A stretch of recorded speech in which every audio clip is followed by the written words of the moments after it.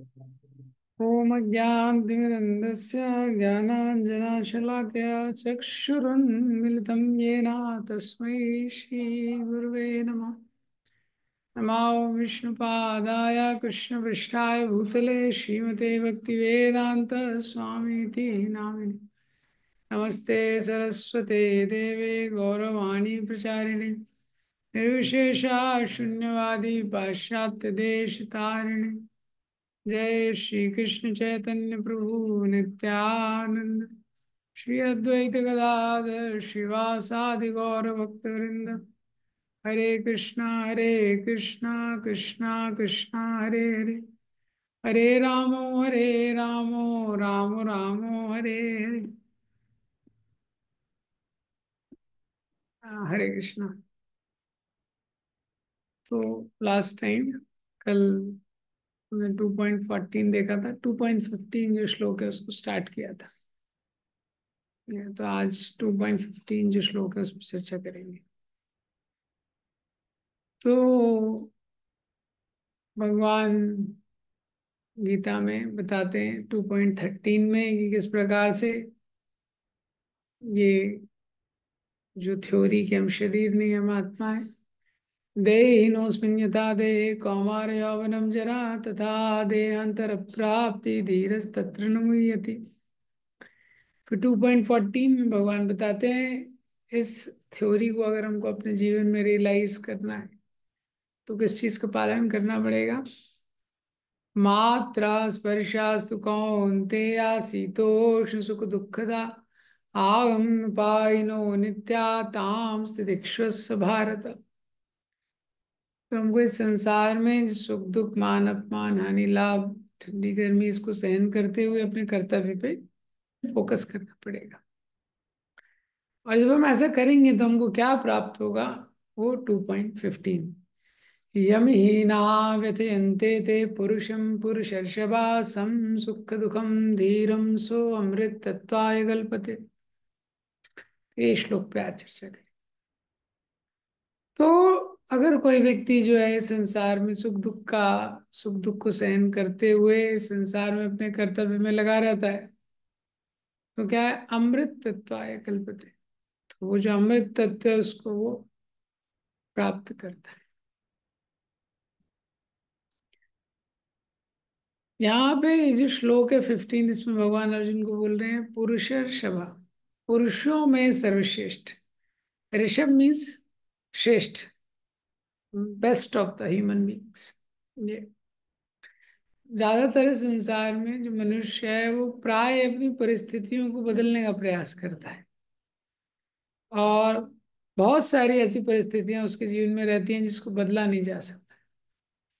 ये लेकिन कुछ ही मनुष्य ऐसे रहते हैं जो परिस्थितियों को बदलने की जगह अपने को बदलने का प्रयास करते हैं और यही मनुष्य की श्रेष्ठता है। इसलिए अर्जुन को यहाँ पे पुरुषर्षभा बोला जा रहा है, because instead of trying to change the situation Arjuna is trying to change himself. तो अर्जुन ने ये निश्चय किया है कि मुझे अपने आप को चेंज करना है। भगवान से पूछ रहे हैं कि धर्म क्या है, मुझे आप बताइए। तो पुरुषर्षभा, इसलिए वो पुरुषों में श्रेष्ठ भगवान अर्जुन को बोल रहे हैं। सम सुख दुखम धीरम, सुख और दुख, हाँ, उसमें सम रहने का जो भाव है, अंतःकरण की जो प्रवृत्ति रहती है उसी से, एक परिस्थिति को, अनुकूल परिस्थिति को जो मन है वो सुख की तरह मानता है और एक परिस्थिति को क्या मानता है, दुख मानता है। यम हीना व्यथयन्ते ते। तो प्रकृति और पदार्थ का जब संयोग होता है, जिसको व्यक्ति सुख मान लेता है, उसका जब वियोग होता है, उसको जब दुख मान लेता है, ये दोनों व्यथा का कारण है। ये तो इसको जो सहन कर लेता है, इसको जो सहन करके, इसलिए भगवान अर्जुन को यहाँ पे बोल रहे हैं पुरुषर्षभा, यानी जो पुरुषों में श्रेष्ठ। तो इस संसार में जीव का ज्यादातर जो एनर्जी है, मैक्सिमम एनर्जी किसमें चला जाता है, वो परिस्थितियों को परिवर्तन करने में उसका प्रयास जो रहता है। वो परिस्थितियों को परिवर्तन करने के प्रयास में उसका मैक्सिमम एनर्जी चला जाता है, और ज्यादातर परिस्थितियां जो है उसमें परिवर्तन नहीं किया जा सकता है। लेकिन कुछ ही लोग होते हैं जो इस प्रकार सोच पाते हैं कि परिस्थितियों में परिवर्तन करने से महत्वपूर्ण है मुझे अपने आप में परिवर्तन करना। हाँ, तो ये मनुष्य की श्रेष्ठता है। तो ऐसे जो अर्जुन है, सुख और दुख को सहन करके भगवान के वचनों का पालन करना चाहते हैं। ये तो क्या होता है, सुख और दुख में, दोनों में जब व्यक्ति भोगने का प्रयास करता है, सुख और दुख तो सबके जीवन में आएंगे, उसको नहीं हटा सकते। लेकिन जब वो एंजॉय करने का प्रयास करता है, जो एंजॉय करने की प्रवृत्ति है इस संसार में, तो सुख को एंजॉय करने का प्रयास करता है, तो क्या होता है, केवल सुख आता नहीं है, एक इम्प्रेशन क्रिएट कर देता है, वो संस्कार क्रिएट हो जाता है। ऐसे ही जो दुख है, दुख में भी क्योंकि सुख प्राप्त करने की आशा है, तो दुख को भी प्रतिकार करने का जो प्रयास है उसका, वो है, वो वो उद्देश्य बना लेता है उसको, तो दुख का भी संस्कार जो है बहुत गहरा पड़ता है। तो ये जो इम्प्रेशन है, ये प्रॉब्लम है। सुख दुख तो सबके जीवन में आएगा, लेकिन जब सुख दुख ही जीवन बन जाते हैं कि सुख को बढ़ाना है, दुख को कम करना है, तो यही संस्कार उसके मन में पड़ते हैं। लेकिन जो व्यक्ति इनको सहन कर लेता है, सो अमृत तत्वाय कल्पते, वो अमृत तत्व का अधिकारी बन जाता है, सामर्थ हो जाता है उसमें। जो मनुष्य का शरीर मिला है, ये सुख दुख भोगने के लिए नहीं मिला है। ये जो मनुष्य का शरीर है, किस लिए मिला है, सुख दुख से ऊपर उठने के लिए मनुष्य शरीर मिला है। ये जो मनुष्य है, वो सुख दुख से ऊपर उठ के जो दिव्य आनंद के लिए ये मनुष्य शरीर बना हुआ है, जो स्पिरिचुअल हैप्पीनेस है, आध्यात्मिक आनंद है, हाँ, उसका वो अनुभव करे, ये उद्देश्य। ये तो यहाँ पे इम्पोर्टेंट चीज है इसको समझना कि क्या होता है, अगर जैसे कोई अनुकूल वस्तु, अनुकूल व्यक्ति, परिस्थिति उत्पन्न होती है, तो उसमें जब व्यक्ति इंजॉय करने का प्रयास करता है, तो अनुकूल परिस्थिति में जब सुख को भोगने का प्रयास करता है वो, ये, और उसके मन में ऐसी डिजायर रहती है कि अनुकूल परिस्थिति ऐसे बनी रहे, तो वो अनुकूल परिस्थिति का सदुपयोग नहीं कर पाता है। अनुकूल परिस्थिति का सदुपयोग करने का जो सामर्थ्य है वो चला जाता है। किस में चला जाता है उसका एनर्जी, भोग करने में चला जाता है वो एनर्जी, जिसका उपयोग वो कर सकता था उस परिस्थिति का सदुपयोग करने में। इसी तरह से दुख में भी होता है। हाँ, तो जो दुख में भी व्यक्ति, जो लर्निंग हो सकती है उसके जीवन में, हाँ, जो दुख में भगवान का आश्रय ले सकता है, वो चला जाता है उसका। क्यों? क्योंकि दुख में भी बस उसके मन में ये रहता है दुख चला जाए और वापस से सुख आ जाए। जब अनुकूल परिस्थिति किसी व्यक्ति के जीवन में रहती है, अनुकूल घटना, तो क्या होता है, उसको सुख, आराम, सामग्री आदि उसको प्राप्त होती है, अनुकूल परिस्थितियां उसके जीवन में रहती है।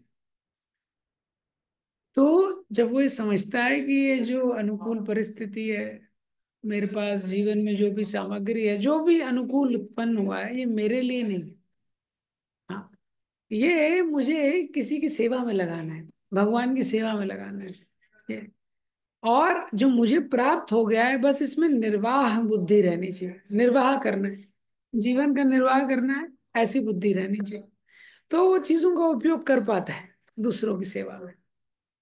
ऐसा है, नहीं तो क्या है, वो खुद ही उसको एंजॉय करने में लग जाता है, और जब खुद एंजॉय करने में लग जाता है तो उसको सेवा में नहीं लगा सकता है, पहला प्रॉब्लम।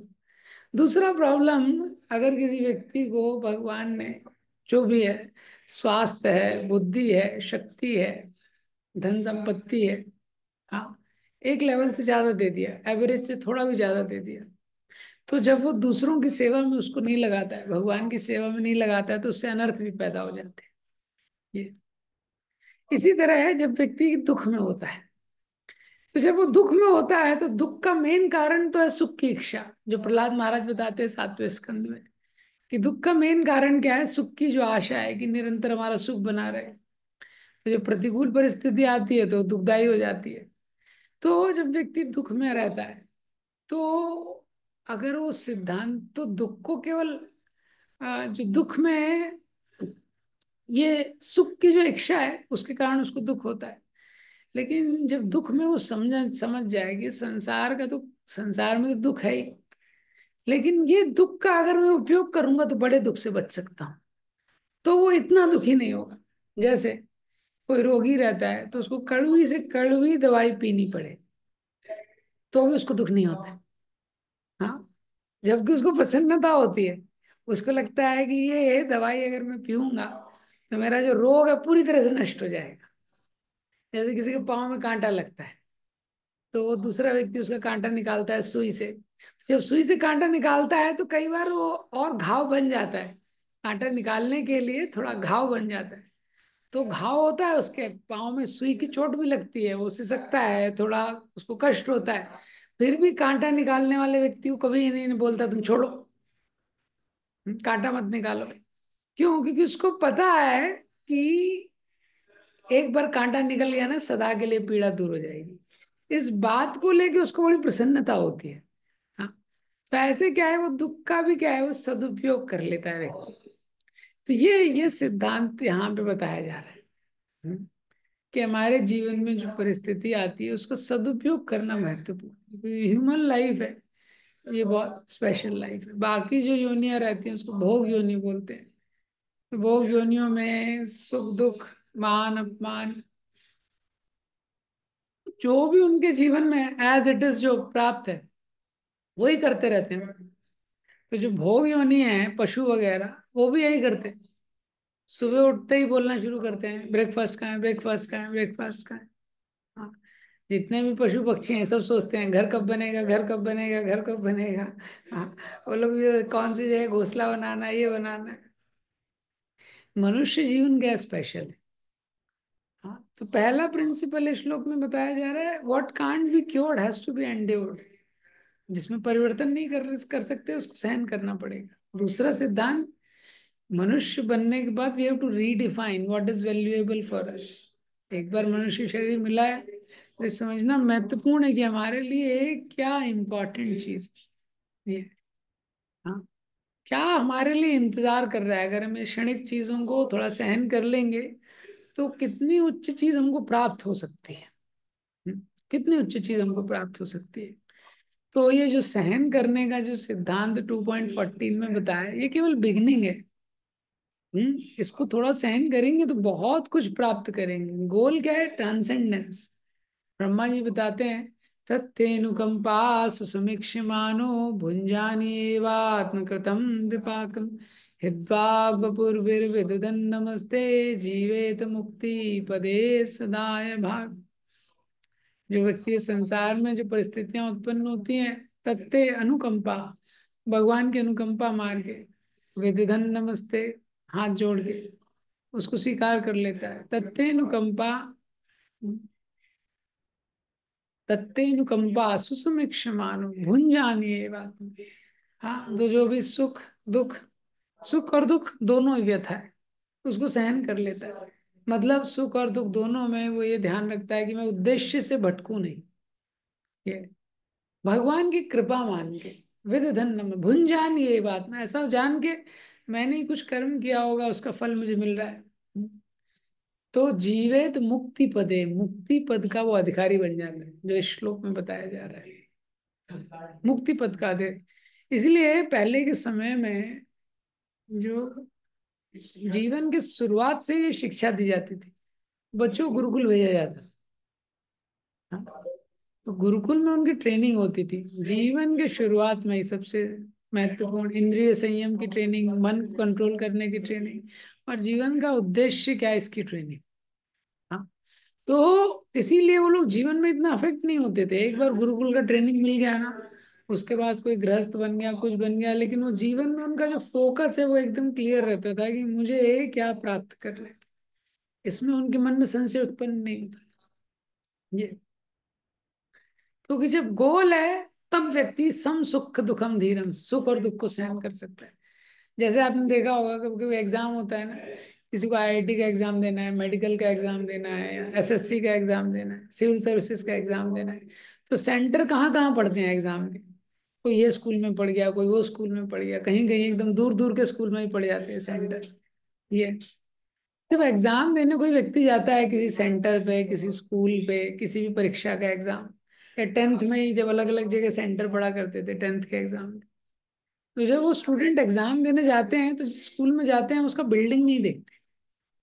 वो दे वहां उस दिन जाके वो ये चर्चा नहीं करते, अरे इसमें पेंट ऐसे कलर का क्यों कराया है, अरे यहाँ पे पानी अच्छा नहीं आ रहा है। और कितना भी पुराने स्कूल में सेंटर पड़ जाए उनके एग्जाम का, कैसी उसकी लोकेशन भी हो सकता है अच्छी ना हो, स्टूडेंट वो सबसे ऑब्लिवियस रहते हैं। क्यों? क्योंकि वो एग्जाम पे फोकस्ड, उनका फोकस क्या है? एग्जाम, एग्जाम देना, एग्जाम देना, ये। लेकिन अगर क्या है, वही स्टूडेंट कहीं विजिट करने जा रहे हैं और एग्जाम नहीं है, तो ये सब नोटिस करेंगे। हाँ, तो सब चीज नोटिस करेंगे, बिल्डिंग कैसी है, पानी कैसा है, उसका लोकेशन कैसा है, उसका आर्किटेक्चर कैसा है, वहाँ कैंटीन में क्या क्या मिलता है। हाँ, जैसे ज्यादातर लोग जब ट्रेन जर्नी में रहते हैं तो हर चीज उनको डिस्टर्ब कर जाती है कई बार। हम्म, बहुत चीजें, क्योंकि फोकस नहीं रहता किसी गोल पे, ये है। और उससे भी वर्स्ट है अगर कोई इंस्पेक्शन करने ही आया है बिल्डिंग का। हाँ तो अगर बिल्डिंग का ही इंस्पेक्शन करने आया है वो, तो सारे डिटेल में घुस जाएगा। तो इसी तरह बताया गया है, जो संसार है ये हमारे इंस्पेक्शन के लिए नहीं है, ये हमको एग्जाम के लिए प्रिपेयर करने के लिए है। ये जो संसार है, तो संसार की जो विषमता है उसमें हमको एक आदर्श परिस्थिति यहाँ पे उत्पन्न नहीं कर सकते हैं। तो कलयुग का जैसा स्वभाव है वैसे ही रहेगा ये। तो जो स्पिरिचुअल प्रैक्टिसेस है, जो स्पिरिचुअल साइंस है, भगवान यहाँ पे जो बता रहे हैं, वो किस लिए बता रहे हैं कि हमको क्यों सहन करना है इस संसार में। 2.14 में जो बताया है, क्योंकि बहुत कुछ हमारे लिए वेट कर रहा है, बहुत कुछ, अगर हम स्पिरिचुअल लाइफ अच्छे से करते हैं। हाँ, जैसे कोई व्यक्ति है, हाँ, और उसका कोई दूर का रिश्तेदार था। हम्म, तो इस व्यक्ति को पता चलता है उसकी मृत्यु हो गई। हाँ, कहीं दूर के गांव में कहीं तो रहता था। अब लेकिन क्या है, यही उसका एक रिश्तेदार बचा था, तो उसकी जो सारी प्रॉपर्टी है वो इसके नाम पे हो गई। अब इसको मिलने वाली है सब, बड़ा खजाना एकदम छोड़ के गया है इसके लिए। तो ये जो व्यक्ति है वैसे कभी गया नहीं है सिटी के बाहर, हमेशा मेट्रो सिटी में आइडल सिचुएशन में रहने की इसकी हैबिट है। अब लेकिन वो जो खजाना है वो ऐसी जगह है, कुछ तो ट्रेन से ट्रेवल करना पड़ेगा, कुछ कार से करना पड़ेगा, उसके आगे ट्रेन नहीं जाती है, कुछ उसके बाद बाइक से करना पड़ेगा, उसके आगे कार भी नहीं जाती है। हाँ, और उसके आगे हो सकता है कुछ उसको पैदल ही ट्रेवल करना पड़े, केवल पैदल ही जाना पड़ेगा ये। लेकिन वो जाएगा कि नहीं जाएगा उसको लेने के लिए? हाँ, और उसको पता चले कि बहुत बड़ा खजाना उसके लिए रखा हुआ है, वो रिश्तेदार छोड़ के गया है ये ये तो। और रास्ते में कुछ भी कठिनाई आए, हाँ, कुछ थोड़ा प्रॉब्लम आए, कहीं रहने की व्यवस्था अच्छा नहीं है, कहीं खाने की व्यवस्था अच्छा नहीं है, पर उसका फोकस किस पे? खजाने पे, फोकस खजाने पे। तो उसके लिए वो यात्रा करेगा, ठीक है। जैसे बद्रीनाथ के ऊपर हेमकुंड बोलते हैं उसको, हाँ, सिखों का रहता है, हेमकुंड है। तो हम लोग बद्रीनाथ जा रहे थे जब, तो बहुत सारे जो सरदार जी पंजाबी, सब बाइक पे जा रहे थे, दो दो बाइक पे लेके झंडा वंडा लगा के। तो पूछा हमने ड्राइवर से, "ये कहाँ जा रहे हैं?" तो बोले हेमकुंड साहिब जा रहे हैं। मैंने बाइक से क्यों जा रहे हैं? तो बोले वहाँ फोर व्हीलर जाता नहीं है, एक लेवल के आगे फोर व्हीलर नहीं जाता है, हाँ, केवल बाइक ही जाता है। और एक लेवल के ऊपर बाइक भी नहीं जाता है, बर्फ पे पैदल चलना। हाँ, और किसी को पता है, कुछ किसी का गोल है, उसको पता है कि बहुत कुछ प्राप्त होने वाला है, तो वो सहन करता है। तो ऐसे ही जो स्पिरिचुअल प्रैक्टिशनर है उसको पता है। तो ज्यादातर लोग इस संसार में वन डायमेंशनल लाइफ जीते हैं। वन डायमेंशनल लाइफ क्या होता है? मटेरियल लाइफ, केवल मटेरियल लाइफ। तो वो ऐसा मानते हैं और जानते हैं और ऐसे जीवन व्यतीत करते हैं कि मैं शरीर हूँ, शरीर से संबंधित जितने रिश्ते हैं ये वास्तविक रिश्ते हैं, ये जीवन के साथ भी, जीवन के बाद भी रहने वाले, ये। तो हम शरीर हैं, ये गलत अंडरस्टैंडिंग है। आत्मा शरीर में है, ये सही अंडरस्टैंडिंग है। शरीर का देखभाल करना महत्वपूर्ण है, ये सही अंडरस्टैंडिंग है। लेकिन केवल शरीर का देखभाल करना ही सब कुछ है, ये गलत अंडरस्टैंडिंग है। जब हम सिर्फ शास्त्रों को पढ़ते हैं तो बाई डायमेंशनल हमारी अंडरस्टैंडिंग हो जाती है कि मटेरियल और स्पिरिचुअल है, दोनों इंपॉर्टेंट है। और इसके साथ ये भी हमको पता चलता है कि एक्चुअली मटेरियल के परे जो स्पिरिचुअल रेल्म है जिसको हम एक्सेस नहीं कर रहे हैं, वो बहुत ज्यादा हमको ऑफर कर रहा है। तीसरा चीज हमको पता चलता है कि मटेरियल लेवल में कुछ भी चीज ऊपर नीचे हो जाए, लेकिन जो स्पिरिचुअल लेवल पे जो चीज है उनका कभी लॉस नहीं होता है, वो उसमें कभी कमी नहीं होती है, वो कभी नष्ट नहीं होती है। ये तो ये शास्त्र हमको बताते हैं। हाँ, तो इसीलिए हमारे लाइफ में अगर किसी भी व्यक्ति को जीवन में, मनुष्य जीवन में सक्सेस को प्राप्त करना है, तो उसको ये इम्पोर्टेंट है। सक्सेस का फॉर्मूला ही किसी भी फील्ड में व्यक्ति किसी भी एग्जाम की तैयारी कर रहा हो, कुछ भी कर रहा हो, सक्सेस का मतलब क्या है कि वो इम्पोर्टेंट चीज पे फोकस करता है और जो अनइम्पोर्टेंट चीज है उसको साइड में रखता है। यही सक्सेस का मतलब। कोई भी व्यक्ति किसी भी एग्जाम की तैयारी कर रहा है, अभी इंजीनियरिंग का एग्जाम, मेडिकल का एग्जाम, सिविल सर्विसेज का एग्जाम, कोई भी एग्जाम, हर एग्जाम में क्या होता है, कुछ पोर्शन बहुत इंपॉर्टेंट होता है। जैसे इंजीनियरिंग में 6 यूनिट्स होती हैं, तो उसमें से क्या है, 2 यूनिट, कुछ कुछ यूनिट है, कुछ सेक्शन है, उससे 50-60% आने वाला है। बाकी पूरा 70-80% जो बाकी सिलेबस जो बचा हुआ है उसमें से कितना 40% आने वाला है। तो अगर कोई मूर्ख ही व्यक्ति होगा तो ये 40% में जान लगा देगा जिससे कुछ आने ही नहीं वाला है सिलेबस में, एग्जाम में, उसमें जान लगा देगा, वो मूर्ख व्यक्ति होगा। और कोई व्यक्ति सोचे कि सबको मैं समान रूप से पढ़ूंगा सारी यूनिट्स को, तो वो भी मूर्ख व्यक्ति है। जो इंटेलिजेंट व्यक्ति है उसको पता है कि यार 70% यहाँ से आने वाला है, उसमें पहले वो जान लगाता है, पूरी एनर्जी लगाता है। और जो उसको पता है कि 30% है, हाँ, इसमें से बाकी जो बचा हुआ है वो आने वाला है, तो बाकी 30% को भी पढ़ता है वो, ऐसा नहीं कि उसको छोड़ देता है, उसको भी पढ़ता है, लेकिन उसकी तैयारी वो उसी के अनुरूप करता है, उसी के अनुरूप उसकी तैयारी करता है। तो ये इंपॉर्टेंट है मनुष्य जीवन में सक्सेस प्राप्त करने के लिए फॉर्मूला। समुद्र मंथन की लीला हुई, उस समुद्र मंथन में भगवान विष्णु ने पहले ही बता दिया। उन्होंने बोला तुमको क्या प्राप्त करना है, सो अमृत तत्वाय कल्पते, अमृत प्राप्त करना है आप लोगों को सबको। तो देखो अमृत प्राप्त करने का सिद्धांत क्या है, कि जब अमृत का ये चर्निंग करोगे, पहला चीज बहुत बाधाएं आएंगी। हम्म, तो देवताओं ने बोला ठीक है, यस सर, समझ गए। दूसरा चीज बोला, जब अमृत प्राप्त करने का प्रयास करोगे, पहले विष निकलेगा। तो ठीक है, उन्होंने बोला यस सर, समझ गए। तीसरा चीज बोला, जब अमृत प्राप्त करने का प्रयास करोगे, बहुत सारी प्रलोभन करने वाली वस्तुएं भी निकलेंगी, बहुत आकर्षक वस्तुएं भी निकलेंगी। हाँ, तो आप लोगों को क्या करना है, कंसिस्टेंसी मेंटेन करके रखना है। तो जब बाधाएं आएंगी तभी भी चर्निंग को छोड़ना नहीं है। और जब विष निकलेगा तभी भी घबराना नहीं है, मैं अरेंजमेंट करूंगा। और जब कोई चीजें निकलेंगी जो आपको आकर्षित करने वाली हैं, उस पे उसके पीछे भागना नहीं है, तो एंड में अमृत मिलेगा। वही ये श्लोक बता रहा है। हाँ, कि अगर हम आध्यात्मिक स्पिरिचुअल प्रैक्टिसेस करते रहते हैं, उनको रिफाइन करते रहते हैं, हाँ, तो बहुत बाधाएं आती हैं जीवन, उसको सहन करना पड़ता है, और कभी कभी विष भी आता है। और जब विष है तभी फिर भगवान से प्रार्थना करनी पड़ती है। ये, और अमृत भी आता है कई बार, सुख की परिस्थिति आ जाए, लेकिन किसी में अटकना नहीं। सिद्धांत यह है कि किसी में क्या है, अटकना नहीं, तब व्यक्ति आगे जा सकता है। ये, तो क्या होता है इस संसार में, कोई भी व्यक्ति है जो इसके अपोजिट एक्ट करता है, तो क्या है, वो बड़ा लॉस हो जाता है उसको। ये, क्योंकि लाइफ क्या है, ये साइकोलॉजिकल है। हाँ, तो इसीलिए मन में ज्यादातर लोग ऐसा मानते हैं कि ये जो मटेरियल लाइफ है उसको बहुत बड़ा मानते हैं।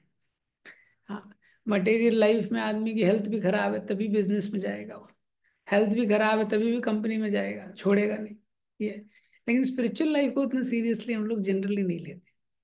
मटेरियल लाइफ को बहुत, हालांकि 70% सिलेबस यहीं से आने वाला है, लेकिन इसमें एनर्जी नहीं डालते। जो बाकी 30% है, मार्क्स 30% है उसके, लेकिन सिलेबस 80% पढ़ना पड़ेगा उसके लिए, मटेरियल लाइफ के लिए, उसमें पूरी एनर्जी डाल देता है।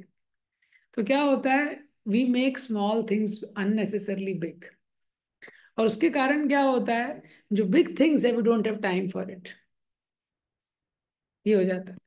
तो स्मॉल थिंग क्या है? Material life. बिग थिंग क्या है? Spiritual life. दोनों इंपॉर्टेंट है, ऐसा नहीं कि मटेरियल लाइफ इंपॉर्टेंट नहीं, लेकिन वो स्मॉलर पार्ट है, उसको समझना इंपॉर्टेंट है। उसके लिए जो बिगर पार्ट है उसको हमको रिजेक्ट नहीं करना चाहिए। ये कई बार स्पिरिचुअल लाइफ प्रैक्टिस करते हैं तो लगता है कि अरे भगवान ऐसे क्यों कर रहे हैं मेरे जीवन में? अच्छा, ये श्लोक में, पिछले श्लोक में भी बोला है सहन करो, इसमें भी बोला है कि प्रॉब्लम आएगी। हाँ, मैं तो भक्त बनने का प्रयास कर रहा हूँ और भक्ति कर रहा हूँ, तो भगवान इस तरह की समस्याएं मेरे जीवन में क्यों ला रहे हैं? ये भगवान की प्लानिंग है हमको इवॉल्व करने की, ये भगवान की ट्रेनिंग है। हम्म? कोई व्यक्ति, उसको अगर इवोल्यूशन होना है ना, तो उसका कुछ भगवान को फैसिलिटेट करना पड़ेगा ना, तभी तो उसका विकास होगा। ये तो भगवान उसका विकास करने का ये सिस्टम ही ऐसा है। हाँ, हमारा स्पिरिचुअल ग्रोथ कैसा होता है? जब पहले तो हम समझते हैं कि मटेरियल लेवल टेम्परेरी है। दूसरा, किसी भी फील्ड में हमारा विकास होता है जब हम रेजिस्टेंस या ऑब्स्टेकल्स या रिवर्सल्स के थ्रू उससे पास करते हैं। जिम में किसी व्यक्ति के बाइसेप्स कैसे बढ़ते हैं? हर सपोज वो 10 kg उठा सकता है और रोज 2 kg उठा रहा है, कुछ होगा उससे? उस कुछ नहीं होगा। हाँ, जब 10 kg उठा सकता है, 10 उठाता है, फिर 10 के बाद 12 उठाता है, उसको प्रॉब्लम होती है, फिर भी उठाता है, फिर 14 उठाता है, और प्रॉब्लम होती है, फिर और, फिर भी उठाता है। इससे धीरे धीरे बढ़ता है। क्यों? क्योंकि वो फोकस्ड है कि कुछ भी हो, मुझे अपने बाइसेप्स बनाने। इसी तरह हमारे लाइफ में मटेरियल लेवल में चेंजेस करते हैं भगवान बहुत सारे। हाँ, लेकिन जब वो देखते हैं, क्यों? क्योंकि वो चाहते हैं कि साधक इस लेवल पे आए कि एनी रिवर्सल, मेरे जीवन में परिस्थिति कोई भी आए, भगवान मैं आपको छोड़ूंगा नहीं। मैं आपको छोड़ूंगा नहीं, ये कुंती महारानी का भाव है। इतनी विपत्तियां उन्होंने झेली, लेकिन उन्होंने बोला भगवान हम आपको छोड़ेंगे नहीं। ये, हाँ, जैसे मटेरियल लाइफ को जनरली हम लोग ऐसे ही करते हैं, छोड़ते नहीं। कितना भी प्रॉब्लम आ जाए, बॉस कितनी भी गालियां दे दे, हम छोड़ते नहीं है कंपनी। हाँ, और मटेरियल लाइफ में कितने भी झटके हमको लग जाए, कितने भी धोखे मिले, ये रिलेशन में झटका लगा, उस रिलेशन में झटका लगा, फिर भी लगे रहते हैं। हाँ, तो ये संसार में लोगों को झटके लगते हैं, अरे कृष्ण को हमने छोड़ दिया। हाँ, ऑलरेडी भगवान हमसे इतना प्रेम करते थे, उनको छोड़ दिया, उनको छोड़ के यहाँ पे आ गए, और यहाँ पे आके हमको लग रहे हैं झटके। हम्म? किसी भी संबंध में हम लोग जाते हैं, उसको कुछ ना कुछ झटका लगता है। ये, लेकिन यहाँ हम लोग छोड़ते नहीं है। वही प्रिंसिपल भगवान चाहते हैं कि हम लोग थोड़ा स्पिरिचुअल लाइफ में, हाँ, स्पिरिचुअल लाइफ में अप्लाई करें। हाँ, तो when ever things go wrong, जब हमको समझ में नहीं आता है, तो गीता बताता है कि आप अपने लगे रहिए, आप लगे रहिए, सही चीज को मत छोड़िए। सही परिस्थिति आपके हमेशा अनुकूल नहीं, आपके अकॉर्डिंग नहीं होगा, लेकिन आप सही चीज में लगे हैं, यही लाइफ का सक्सेस है। परिस्थिति हमारे बियॉन्ड है, लेकिन जो कर्म करने का जो सिद्धांत है वो आपके हाथ में है। जैसे कोई हिंदी मूवी देख रहा है और उसमें वो देख रहा है अरे हीरो का पिटाई हो रही है, तो वो सोचेगा कैसा डायरेक्टर है यार, एकदम सेंसलेस डायरेक्टर है, कोई दिमाग ही नहीं है, उसको ऐसी मूवी बना दी, कौन देखेगा ऐसी मूवी? लेकिन अगर वो मूवी को एंड तक कोई व्यक्ति देखता है तो उसको समझ में आ जाएगा, नहीं नहीं, डायरेक्टर ने सही मूवी बताई है, एंड में जो हीरो है वो जीतेगा। पांडवों की लाइफ को कोई देखेगा, बोलेगा अरे भगवान कहाँ है, इतने दुख के ऊपर दुख पांडवों के जीवन में और कुंती के जीवन में। लेकिन कोई एंड तक देखेगा तो उसको समझ में आ जाएगा। सुदामा का जीवन है, कोई भी चीज है, एंड तक। तो यही भगवान यहाँ पे यही बता रहे हैं क्या? यम ही ना व्यथयन्ते ते पुरुषम पुरुषर सभा, ये सहन करने का जो सिद्धांत है। हाँ, टेम्पररी चीजों को अगर हम सहन करेंगे, इटरनली बहुत कुछ प्राप्त कर सकते हैं। हरे कृष्णा। शील प्रभुपाद की जय। अभी किसी का कोई प्रश्न है तो आप लोग पूछ सकते हैं।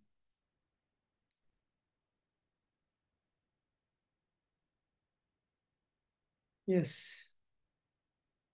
यस, यस माता जी। Hare Krishna, Prabhuji, Danat Pranam.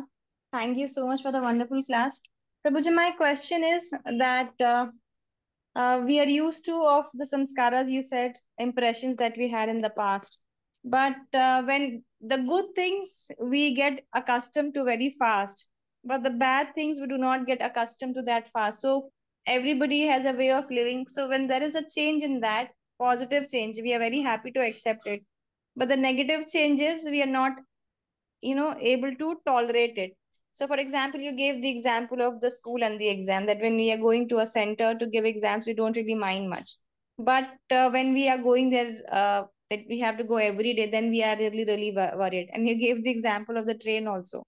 So why is it that we pick up on the better things so fast, and why can't we pick up on the bad things also as fast? Okay, thank you. तो माता जी का प्रश्न है, सुख दुख दोनों में संस्कार आता है, लेकिन सुख व्यक्ति जल्दी स्वीकार करता है। जो दुख है उसको व्यक्ति को स्वीकार करने में समय लगता है। देखिए, पहले तो सिद्धांत उसको समझना चाहिए कि ये तो जीव का स्वभाव है। जीव का स्वभाव है वो आनंदमय अभ्यासा, तो उसका स्वभाव है सुख को प्राप्त करना। तो ये तो साधारण सी बात है कि उसका स्वभाव ये है, इसलिए वो हर जगह सुख को प्राप्त करना चाहता है, तो सुख को जल्दी कैच करता है। लेकिन जिस सुख को वो प्राप्त करना चाहता है वो भौतिक स्तर पे नहीं है, ये समझने में टाइम लगता है। दूसरा क्या है, चाहे सुख हो चाहे दुख हो जीवन में, वो हमारे ऊपर जो संस्कार डालता है उसमें हम लोग लिप्त हो जाते हैं। उसका मेन कारण है कि उद्देश्य के लिए उतना फोकस नहीं है, उद्देश्य के लिए उतना क्लैरिटी नहीं है। जैसे अगर कोई हाईवे पे जब ड्राइविंग करता है, हाँ, एक व्यक्ति देखिए अगर वो रोड पे चल रहा है, जैसे अगर आप एकदम ट्रैफिक में, या तो रोड पे व्यक्ति चल रहा है, नॉर्मल रोड है ये, और उसको कहीं पे जहाँ पहुंचना है वहां पहुंचने की भी ना तो जल्दी है ना हृदय में हंगर है कि जल्दी पहुंचना है, मतलब एकदम आराम से चल रहा है। तो रोड पे जब चल रहा है तो आराम से घूमते हुए, टहलते हुए, देखते हुए, शॉप को सब कुछ देखते हुए वैसे चलता है। लेकिन वही व्यक्ति अगर हाईवे पे चल रहा है और उसको है कि नहीं अब मुझे 2 घंटे बाद पहुंचना है, इंपॉर्टेंट मीटिंग है, तब वो कैसे चलता है? वही व्यक्ति है, तब एकदम फोकस के साथ चलता है। वो सीट बेल्ट बांध लेता है, गाड़ी की सीट स्ट्रेट कर लेता है। अब उसको है कि इतने समय में यहाँ पे पहुंचना है, लेफ्ट राइट नहीं देखता है वो ज्यादा। उसका वो, तो ये जो फोकस है स्पिरिचुअल लाइफ में भी, जो फोकस है, ये फोकस हमको हेल्प करता है लिप्त ना होने से चीजों में। जैसा कि मैंने एग्जांपल दिया एग्जाम का, तो जब एग्जाम में फोकस है स्टूडेंट्स का, तो वही स्टूडेंट नॉर्मल टाइम पे क्या है वो चीजों में अफेक्ट होंगे, लेकिन जब फोकस है तो अफेक्ट नहीं होंगे। इसी तरह स्पिरिचुअल लाइफ में जितना फोकस बढ़ता है हमारा, तो जितना फोकस बढ़ता है उतना बाकी चीजों से सुख दुख का अनुभव होगा, लेकिन उसमें लिप्त नहीं होंगे, उसको जीवन का उद्देश्य नहीं बना लेंगे। ऐसा है। Yes, is it okay? Yes, Prabhuji.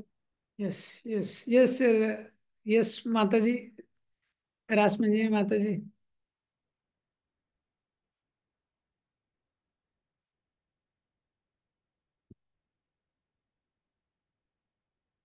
मेरी आवाज आ रही है? हाँ, यस यस माता जी। प्रभु जी, आपकी क्लासेस बहुत अच्छी थी अभी 2 दिन से जो आप बता रहे थे। तो मैं भी कोशिश करूंगी कि मैं दोनों ही चीजों को सह सकूं, क्योंकि मैं दोनों में ही एक्सट्रीम हूँ। और मेरा क्वेश्चन ये है कि जैसे आपने समुद्र मंथन का एग्जाम्पल दिया था, मतलब एक बार पहले भी आपने क्लास में दिया था कि भगवान देवताओं से कहते हैं कि वो मैं सारी चीजों की व्यवस्था कर दूंगा।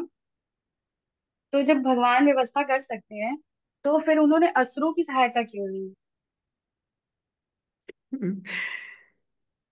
तो हाँ, थैंक यू माता जी। तुम्हारा ये प्रश्न है, तो भगवान तो व्यवस्था कर सकते हैं, तो भगवान ने असुरों की सहायता क्यों ली? भगवान का स्वभाव है कोई भी एक कार्य करते हैं वो एक कार्य के माध्यम से बहुत चीज सिद्ध कर देते हैं। एक तीर से कई निशाने लगा लेते हैं भगवान। हम लोग एक तीर से एक निशाना भी सही से नहीं लगता है। तो भगवान बहुत कुछ करना चाहते हैं। पहले तो भगवान स्वराट हैं, कुछ भी कर सकते हैं। दूसरा, इस लीला में देखेंगे क्या है कि भक्ति की सबसे बड़ी कसौटी है दैन्यता, विनम्रता। तो भगवान देवताओं का भी ट्रीटमेंट करना चाहते हैं, तो भगवान को तो समुद्र मंथन के लिए किसी की आवश्यकता नहीं है, देवताओं की आवश्यकता नहीं है, असुरों को छोड़ो, वो खुद ही कर सकते हैं। लेकिन भगवान देवताओं को भी दिखाना चाहते हैं संसार में देवता का स्वभाव क्या है। देवता का मतलब ये है कि उसके अंदर भी इंद्र तृप्ति की इच्छा है, लेकिन जब भगवान बोलते हैं तो भगवान के आदेशों को मानने के लिए वो हमेशा रेडी रहते हैं। तो ये लीला में देवताओं को भी हम्बल होना पड़ा। क्यों? क्योंकि दैत्यों के पास जाना है, दैत्यों के पास फिर उनसे विनती करना है कि भाई हमको आपके साथ ट्रूस करना है, तो झुकना पड़ेगा ना। हाँ। और ये भगवान चाहते हैं हमेशा कि जो भगवान के भक्त हैं झुकने की हैबिट ढालते रहें थोड़ा थोड़ा। हाँ, फ्लेक्सिबल रहें। ये तो इस प्रकार से भगवान किसी भी तरह से लीला कर सकते हैं, लेकिन कई प्रयोजनों को सिद्ध करते हैं एक लीला के माध्यम से।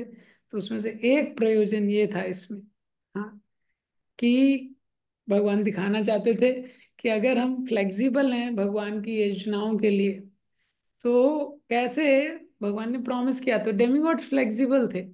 जो जो भगवान, ये समुद्र मंथन की लीला बड़ी आकर्षक लीला है, बहुत डिटेल में भगवान ने बताया। जो जो भगवान ने बोला सब देवताओं ने किया।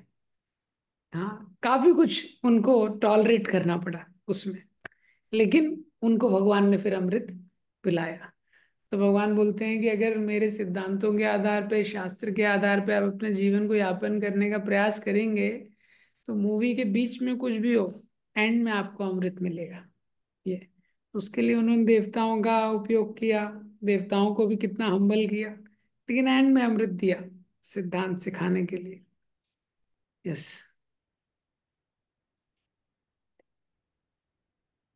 ओके प्रभु। यस। हरे कृष्ण। यस, शरणागति माता जी। हरे कृष्णा प्रभु जी, दंड प्रणाम। हाँ बोलो प्रभु विशेष। जी मेरा क्वेश्चन, हरे कृष्णा प्रभु। प्रभु जी मेरा क्वेश्चन था ना सैटरडे क्लास से, जैसे आपने बताया था कि आत्मा शाश्वत है। आत्मा हमारी सतयुग द्वापर मतलब त्रेता द्वापर मतलब हर समय रही हुई है। तो प्रभु जी अगर उस समय तो भगवान भी थे, और हमारी स्पिरिचुअल लाइफ क्या जीरो रही होगी कि हम मतलब कलयुग में फिर हमको आना पड़ा दोबारा? तो स्पिरिचुअल लाइफ जनरली ऐसा, मैंने एक बहुत पहले आर्टिकल में पढ़ा था कि Kaliyuga people are perpetual backbenchers in the class of spirituality who could not filter through time and ages। जिसमें बताया गया कलयुग के लोग हैं ये, स्पिरिचुअलिटी की जो क्लास होती थी उसमें सबसे पीछे बैठने वाले लोग थे लगता है, और इतने सारे समय में पास नहीं हुए। हाँ, किसमें पास नहीं हुए? एग्जाम पास नहीं हुए, इसलिए हमको पास कर करके, हाँ, सतयुग द्वापर त्रेता भी हम लोग कलयुग में। तो ये तो शायद रहा ही होगा जैसा आप बोल रहे हैं, तो काफी लाइकली है, हाँ, कि हम लोग इसकी नहीं लिए होंगे। लेकिन फिर भी प्रभुपाद जी की कृपा से, चैतन्य महाप्रभु की कृपा से अभी हमारे को एक और अवसर मिला है। यस ये प्रभु। क्रैश कोर्स है कलयुग में थोड़ा। बाकी समय में बहुत लंबे बहुत सारे एग्जाम्स पास करने पड़ते थे, लेकिन कलयुग में थोड़ा शॉर्टकट है तो उसका हम लोग बेनिफिट ले सकते हरे कृष्णा, दंड प्रणाम। हैं। हरे कृष्ण। हरे कृष्ण। श्रील प्रभुपाद।